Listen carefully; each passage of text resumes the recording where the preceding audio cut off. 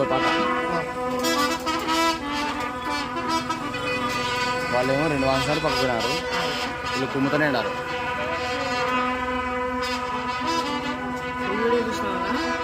First video సరి cut అయింది, phone వచ్చింది. సెకండ్ వీడియో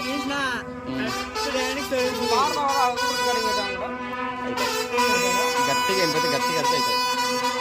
స్టోరేజ్ ఫుల్ అయింది మ్యాక్సిమం అవుతాయి, కానీ వినపడదు ఆ సౌండ్ మనకు వినపడదు.